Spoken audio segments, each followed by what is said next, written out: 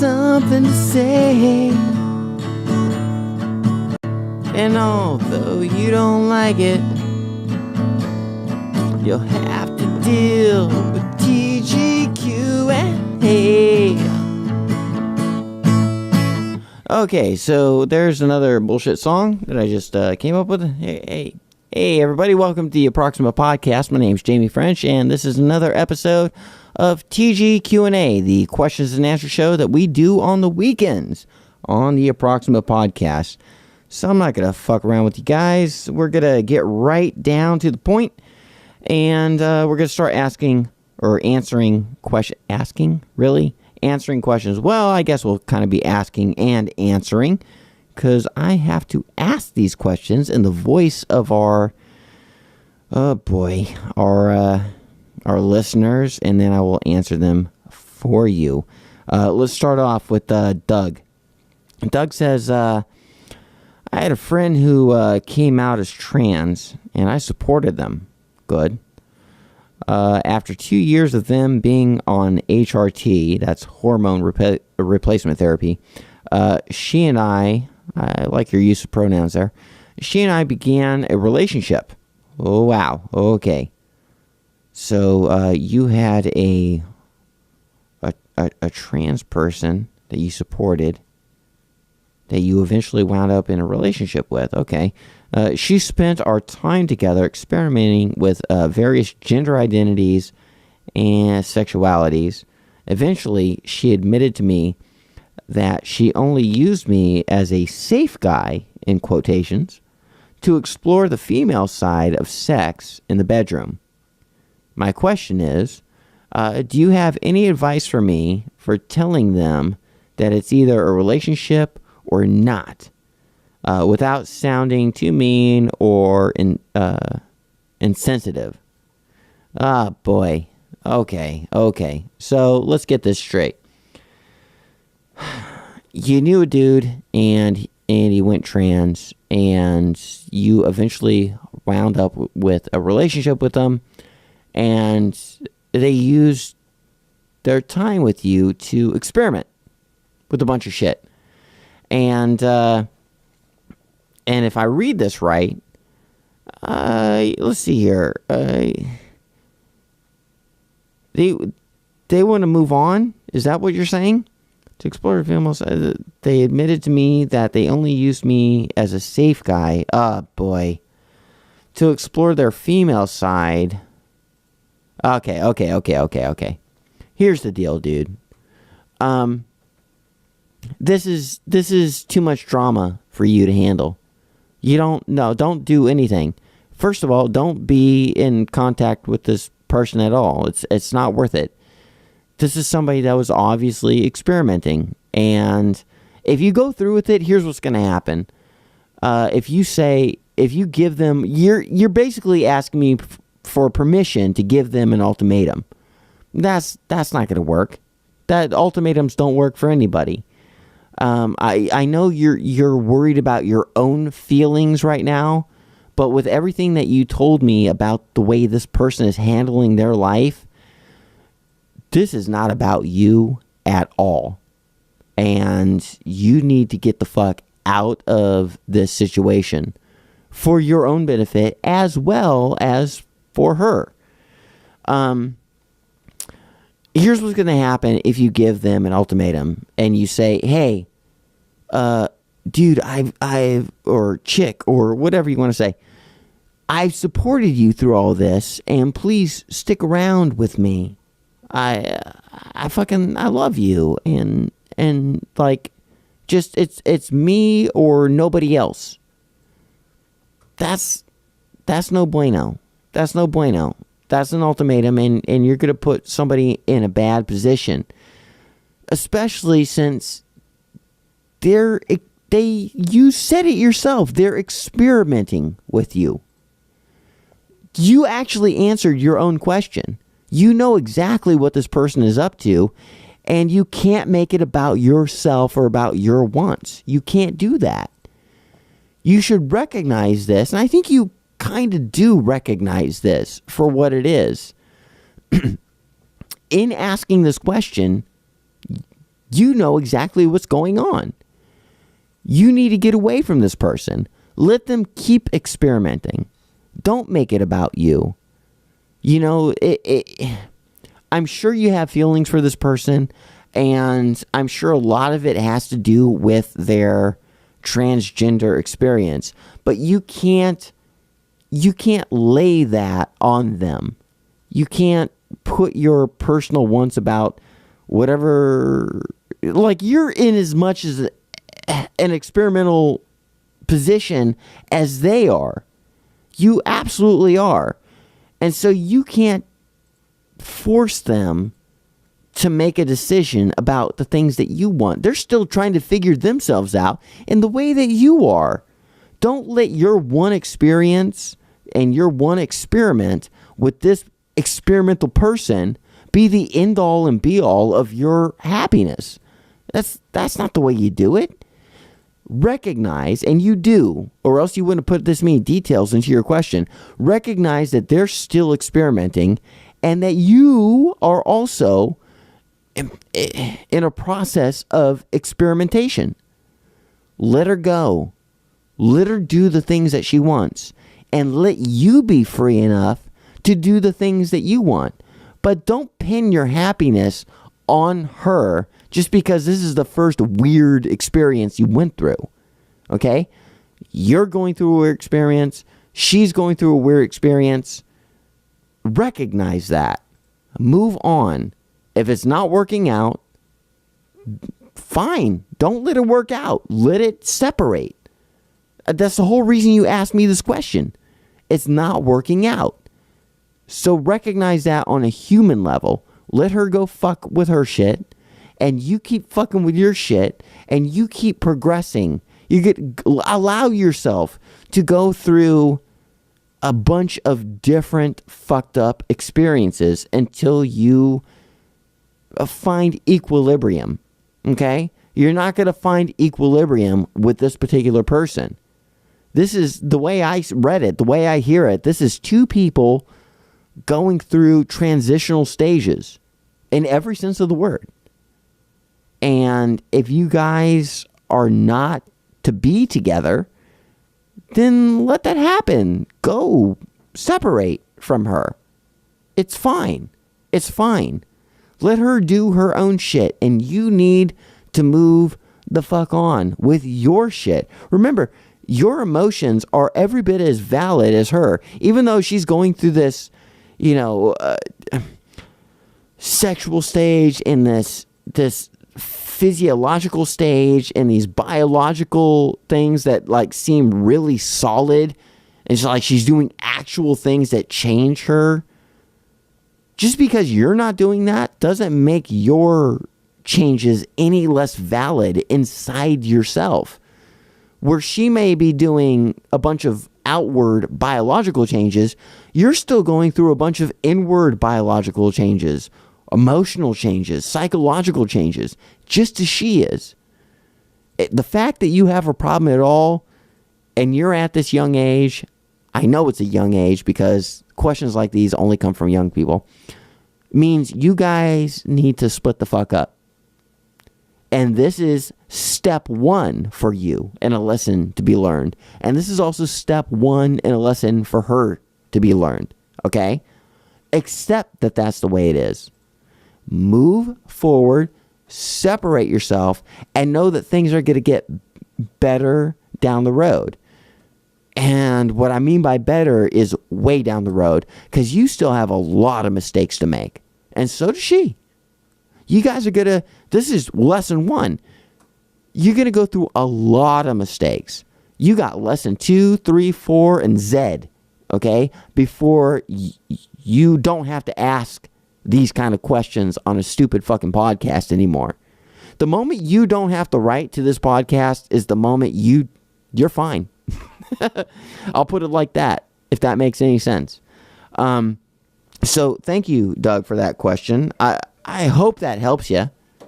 And if you have any questions, you want me to elaborate further on that, please send me a text at 673-3704, or hit up the Approximate Podcast email at approximatepodcast@gmail.com. So I hope that helped out a little bit. I know I kind of beat around the bush, but I think you get the general idea I'm talking about. So I'm going to move to our second question here. Thank you, Doug, so much for that question. But I got one from Evan. Evan says, I'm spending the weekend at a friend's house playing video games, eating snacks, and watching old films. Is what I'm doing a good use of my weekend? If not, what should I be doing? Really? Dude, that's the question? You're asking me about how, like, you kill time? Really? Hold on. Let me make sure I didn't miss anything here. Evan says, I'm spending the weekend at a friend's house playing video games, eating snacks, and watching old films. Is that what I'm supposed to be? Is that a good use of my weekend? If not, what should I be doing? Okay. The fact that you said weekend tells me that the weekend is your free time, which is what I assume is, most people's weekends, like that's their free time. The weekend is the majority of people's free time. And are you spending it wisely? Well, I guess. I mean, is the weekend where you find solace? If so, you do whatever the fuck you want. For me, I'm in a a completely different situation than the majority of people. Every day is a Saturday for me. I don't have time off. The time off and the time that I work holds equal ground where I stand. So I can't answer that question like you. Like I don't regiment my time in that way. I don't try to find like good pieces of time to hang out and relax. That's just whenever I decide it is. The same as whenever I decide to work is whenever I decide it is. I have that luxury. Most people don't.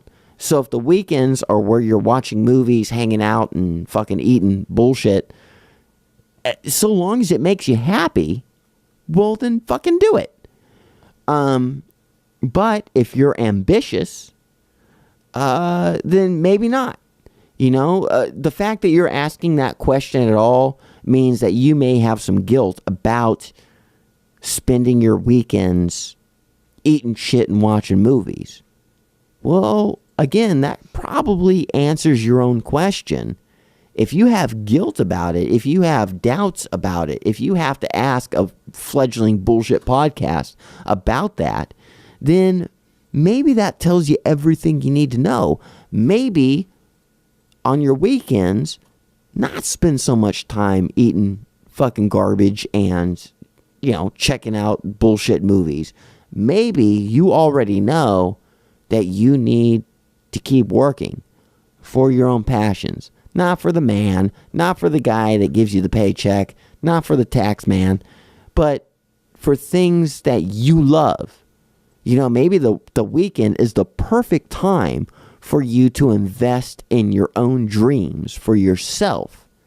And, given the choice, I'd say between, eating a bunch of garbage and watching Netflix all night, or doing just a little bit to propel your own passions, I'd pick the passions every time. Hey, take it from me. I don't own a TV. I'm not bragging here. Just, this is a disclaimer. I'm not bragging here. That's not what I'm saying here. But take it from me, I don't own a TV. I don't have a fucking Xbox or any of that bullshit. I don't hire hookers. I don't do anything. Everything that I have for my own like weekend shit is, I try to put it towards following my passions, because that's where I find the most joy. And it completely beats fucking kettle corn and, a 6-hour bent on Stranger Days. If you have to ask me that question, I'd say put that shit aside and do the things that make you in love with being alive. Working isn't being alive, and fucking Netflix isn't being alive. It's what you can offer this world. If you're a creative person, music, art, whatever your passion is, and you got a little bit of time off, follow that. Do that. Because if you only have a weekend to do something and your choice is fucking Netflix or following your passion, always follow your passion. You're gonna die real quick. It goes real fast. So do the thing that brings you real joy, because this sitting around and eating popcorn and watching fucking Netflix it's not going to do it. And it's just going to make you feel bad at the end of the day. On your deathbed, what are you going to say to yourself? Oh, God, I lived a real full life. I fucking watched Netflix all day and ate popcorn. A little bit of ice cream. Jesus Christ, that was good. Or, did you follow your dreams and affect people's lives? Because the only lives that you're affecting while watching Netflix are fucking old rich white men that own Netflix, and you're making their lives better because they actually know how to live and they're taking you for a loop. So don't do that. Strum a chord. Learn a new piano riff. Don't fucking eat popcorn. Find a better way to make popcorn.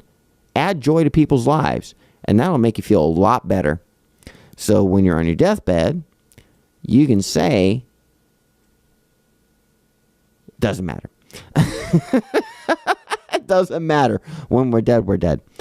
But kidding aside, I hope that answers your question.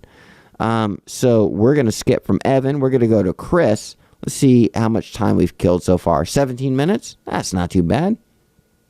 We're going to go to Chris. Chris says, I recently went to a seminar held by the gender clinic I'm being seen by, and they showed us all these pictures of vaginoplasty and labiaplasty operations. Some examples look great. Others were examples of what an unsuccessful surgery looked like. Excuse me, I'm slurring a little bit.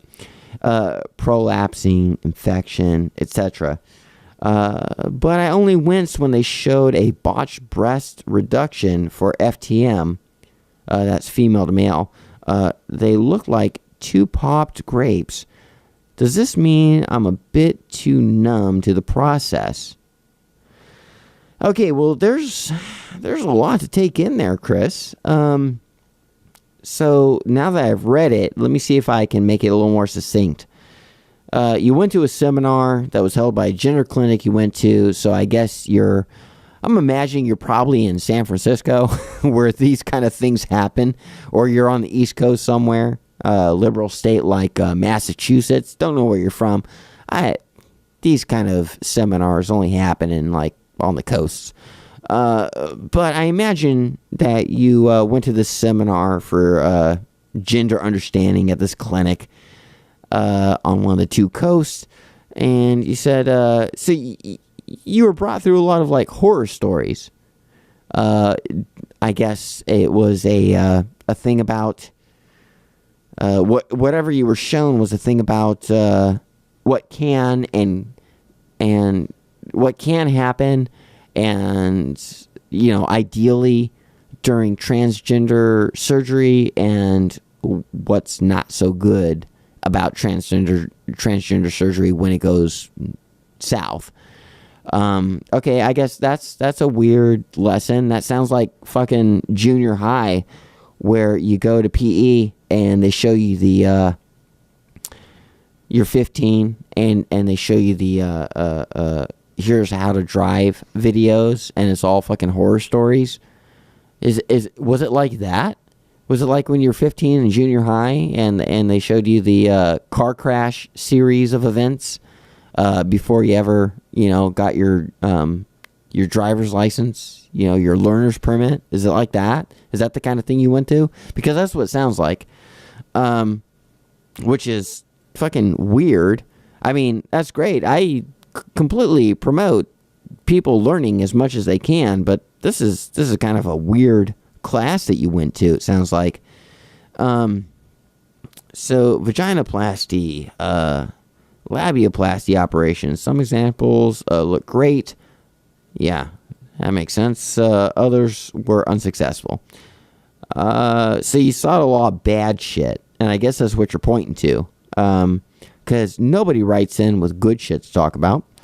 So you only winced when they showed a botched breast reduction for female to male. They look like two pop grapes. Does this mean, and that's the only thing that affected you, is that you saw a female to male take my breast away surgery, breastiectomy. You saw that and it grossed you out because they showed you a bad version of it.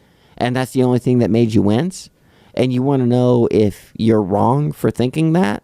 Like you had those bad thoughts in your head by looking at it compared to all the other things that you saw? I don't know, man. Like, what do you think that says about you? If I say you're wrong for thinking that, what do you think that says about you? Does that mean that you're partial to women's tits and you hate to see them go awry? And then what does that mean? Or, I mean, you said you saw all these different surgeries during this class that you went to, and none of it affected you except the tits that went awry. So, like, I don't know, man. What do you want me to say? Did you like? That was the only thing that grossed you out, right? So, do you think you would have been a better person if you liked it? Like, what do you mean by this? So it grossed you out. So what? A botched surgery grosses everybody out because nobody likes to see a surgery done wrong. The fact that the other botched surgeries didn't affect you, you know, I don't know. Maybe you're a sociopath and that you have such a special, attention to breasts and that fucked you up. Maybe that just means you're a breast person and you don't like to see them fucked up. And you don't hate female to male transgender people, but you just don't like to see tits fucked up. Maybe you just like tits. I think that's it. I think that's the fucking story to this, is that you don't like to see tits fucked up. Do you got something to say, Stephanie? Fuck all the boobs, though. Fuck, dude, seriously. Chris, okay, here's how we're gonna tie a bow on this. This is a quote from my most favorite comedian in the world. And Stephanie, she's in the other room. People listening can't see. People that are watching that can see still don't know who I'm talking to. I'm pointing at Stephanie Special, and she just reminded me, and she made me, in this moment, my heart feels good saying this. She made me acknowledge that my favorite comedian in the world is absolutely Tim Minchin. I'm going to cop to it. Tim Minchin. And Tim Minchin has a very special piece of advice for you. That you give a shit about these pop greats FTM fucking tits. Okay? Fuck, I love boobs though. I just really love them. Fuck, I love boobs though. I just want to rub them. Okay, so if you don't know who the fuck I'm talking about, there's going to be a link in the description. Tim Minchin. And I'll put a direct link to the song I'm talking about.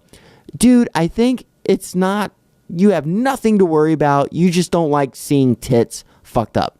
Because you're a tits person. And whether you identify as male or female or in between or 1,000 other categories, go ahead and like tits. And feel bad when you see them fucked up. Because we should all feel bad about seeing a surgery gone awry. I mean, the person that wanted the surgery paid a lot of money and didn't want the surgery fucked up. That's at least worth our, like, we give a shit, So feel bad about it and try to help if you can. But don't worry about what it means about you. You simply like tits and you don't want to see them fucked up. So you're fine. You're fine. God damn it. Tim mentioned, and look at the link in the description because I'm posting it there specifically for you. I've done enough rambling on grape tit pops. Let me see. Hold on. Let me see what time. We're 25 minutes. I'm going to get one more in here. So let's see here. I got one from Stanley Screwbrick. Nice. Okay. Where do you get creative inspiration in a town like Arlington? Let me say that as if I'm not a robot. Where do you get creative inspiration in a town like Arlington? Okay, well, that's very specific. Stanley Screwbrick. I guess you must be following me on Twitter or something like that to know that I'm the creative type that would have inspiration coming from anywhere at all, let alone the place where I fucking live. Yes, I live in Arlington, Texas. Here's how I explain Arlington, Texas to people. I tell everybody, because I'm centered right down between Fort Worth and Dallas in the Metroplex is what we call it in North Texas. Arlington, where I live, is the world's largest Walmart parking lot. It's all we are. We are a family destination. We got Six Flags. We got the Ranger Stadium. We got fucking Walmarts everywhere, shopping everywhere. It's just a grid. It's like a 20-mile grid of nothing but Walmarts and family destinations.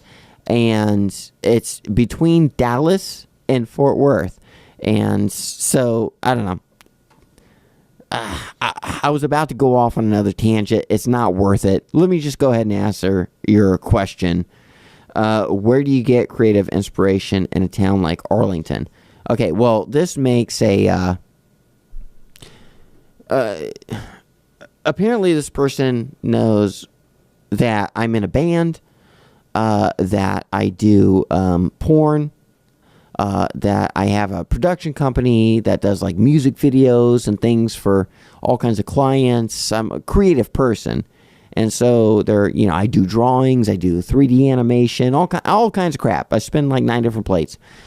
So this person wants to know where I get my information from. And it's kind of weird because they're specifically pointing it to Arlington, where I live. Where do you find inspiration in a place like Arlington? I think the fucking place where I live has nothing to do with where I get inspiration. Where I get inspiration from is my natural predisposition to want to create things.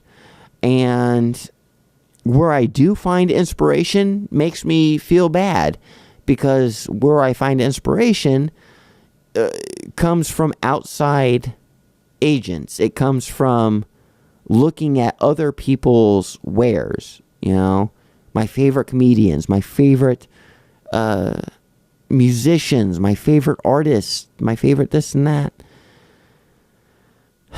That's where I get inspiration from, and I don't like it because I don't like pulling from other people's ideas, and I think everybody that creates stuff doesn't like to think that they are the sum of their inspiration. But it kind of turns out if you're a creative fuck like I am and like you might be, that's kind of the truth. You're the sum of your inspiration. And, you can basically, we all take in the things that we love and we put our own little twist on them, And rest assured that the people that you love have also done the same thing. They've taken inspiration from the people that they loved and they put their own little twist on them, and it affected you in a certain way, and you're going to do the same thing. You're going to pass it on down the road.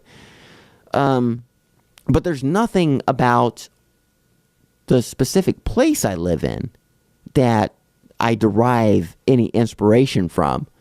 I could live anywhere and still, so long as I had access to the outside world, I could derive that specific kind of inspiration, like from the internet, and see all my heroes and derive inspiration from them. But if I didn't have that, it still wouldn't matter where I lived, because I still have that innate need to create. And I suppose I'd probably be a lot weirder than the current stuff that I put out.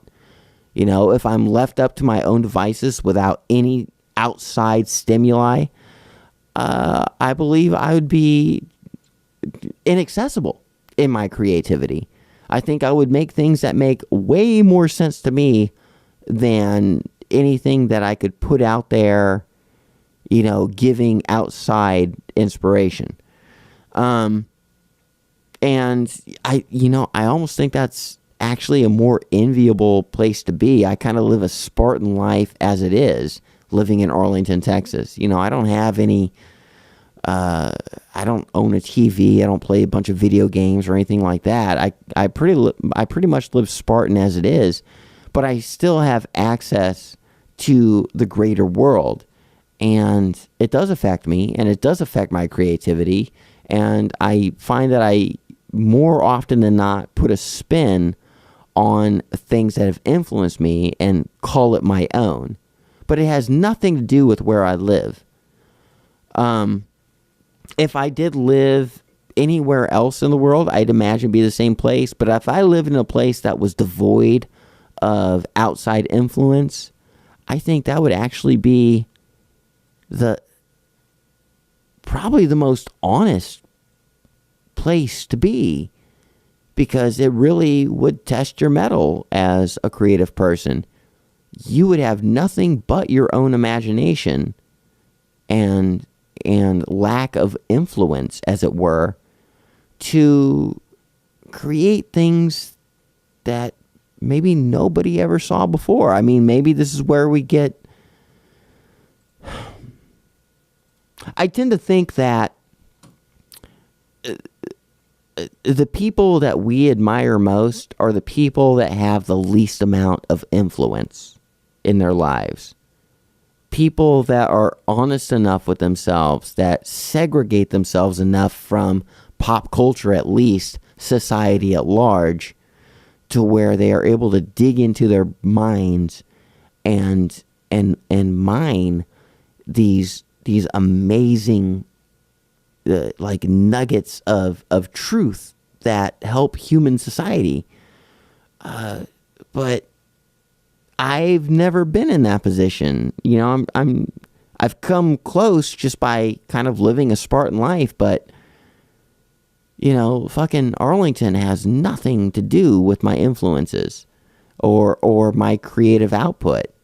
I'd like to think that I have my own brain, but I know I'm completely affected by, the outside influence. But I think I find my greatest strength in creating stuff comes from not being distracted by too much, Hey, I take a break every once in a while. Maybe I'll watch some cartoons on the Netflix, or, maybe I just sit and stare at the wall for hours on end. But I try not to let too much influence me, and that's as close as I can get.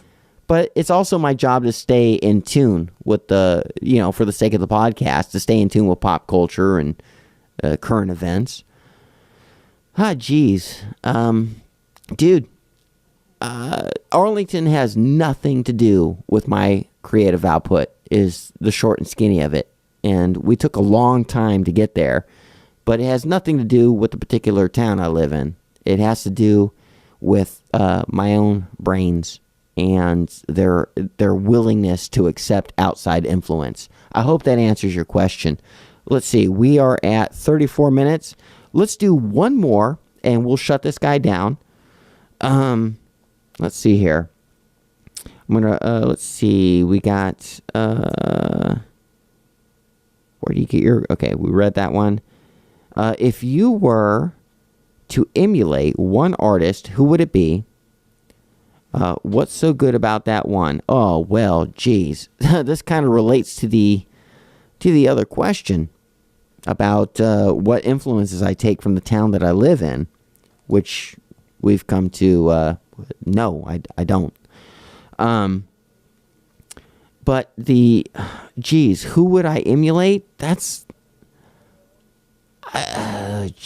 man, I don't think I would. I don't think all of the mistakes I've ever made in my creative endeavors have come from emulating people that I like. I've never felt so fake or so gross or so amateur in my creative endeavors as I have when I've tried to emulate heroes. Every time I emulate a hero, I may like it at the moment. I may feel clever and pat myself on the back for doing such a good job copying the thing that I liked. But when I look back afterwards, I hate myself for those things because they're not me. Here's the thing. I would never say that I'd want to emulate anybody, but I would absolutely want to learn from the people that I emulate. Okay? Nobody gets past emulation. We all want to chalk up to our heroes. For me, they might be giants, Tom Waits. Like, in my earliest days as a songwriter, I would try to do what those guys did, you know? And then as years went on, I would look back on those early endeavors and I would feel like a piece of shit for doing that, you know, because it wasn't my voice. You know, I was using whatever rudimentary voice that I had to emulate my heroes. But that's not how you get anywhere. You move beyond those folks. You move beyond your heroes. You'll always have your heroes. That's why they laid their shit down on wax, so that you could always enjoy it. But it's not your job to replicate the things that you love. No. What you do is you take those early lessons when you replicate those things that you love, and you kind of get to dive in and see how they did their shit. But more importantly, you also get to see how you're a fuck up for doing that. And the real lesson isn't the technical stuff that you learn from those guys. And it's not even about diving into their headspace. The real lesson is learning how not to do that and how to break away from your influences. So for this particular question, I'd say I don't, at this particular point in my life, I don't want to emulate anybody. Influences will always sneak into your whatever it is you do. For me, it's music. For you, it might be painting. For another person, it might be writing. For another person, it might be how you fucking make spreadsheets. You know, this isn't just about the creative arts. It might be how the way you approach a relationship. You know, this is a human-wide question. But I'll speak to the creative arts, because that's the kind of person I am out of 7.5 billion people. I don't want to emulate anyone, but I know that there are years of influence under my skin. And my job is to find my own voice and use the best lessons that I have learned from my heroes, but not to envelop my own voice within the confines of my heroes. I don't know if that makes any sense to you, but that's where we're going to leave it off, because we're at 39 minutes right now, and I think we got a full show. I've been yakking like a motherfucker. So let's see. Okay. Well, I got to make a mention right now. We have quite a few people in our chat room. So let me give a shout out to y'all before we, because this is a live stream. These questions and answer show, TGQ&A. Let's see here. I'm just going to read a few off just so I can acknowledge them and make sure that they know I see them. Are you a man or a woman or trans? Don't judge. I'm just curious. I identify as a trans individual. I can't identify as a woman because I can't make babies out of vagina. I also don't have balls. So, I had an orchiectomy a couple months ago as of this date in July 2017, July 11th. So, I'm in this weird kind of in-between spot that I made for myself, and I own it, and nobody can fuck with me, and I'll punch anybody in the throat that says otherwise. So, yeah, trans person, Jamie French, Google me, enjoy. That's that question from Keepophany, however you say your fucking name. Then I got one from Andy Kishore that says, I see you're shirtless. I'm not shirtless. I'm wearing a dress. I just got a little cleavage showing. That's all. I'm wearing a shirt. Let's see, we got another question here. Let's see in the chat room. Oh, hi, Jamie. Okay, hey, hi. That's from Olaria Skenazenzenzens. This is actually one of our better listeners, and I promise I'm going to get your name wrong. Elonzera. Hansel.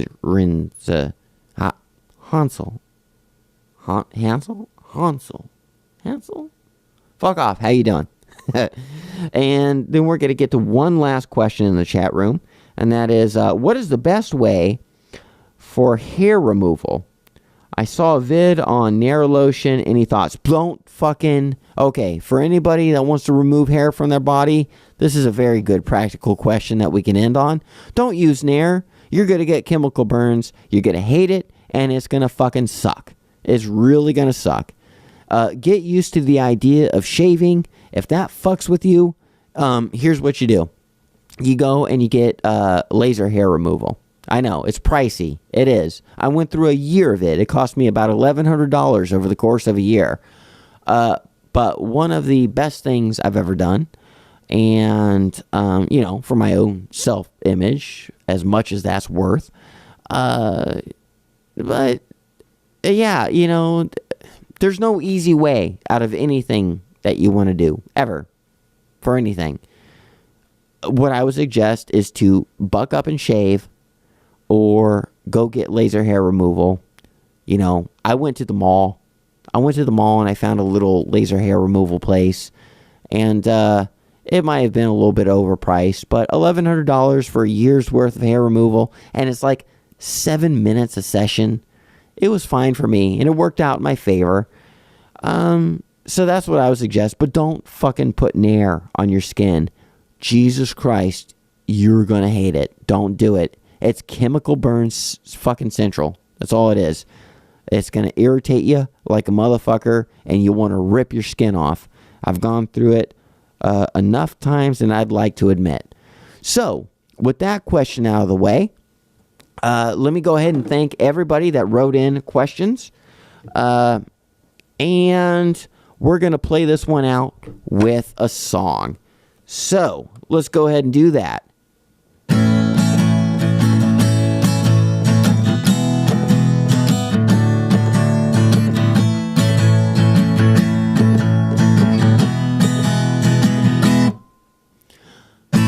This was TGQ&A.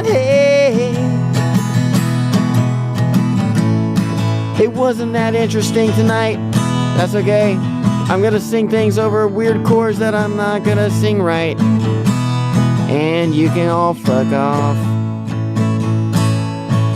And actually I sung things right, and the chords were pretty good, so I don't know what the fuck I was saying about.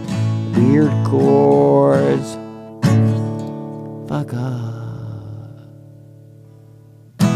TGQ&A. Good night, everybody. Thanks for watching.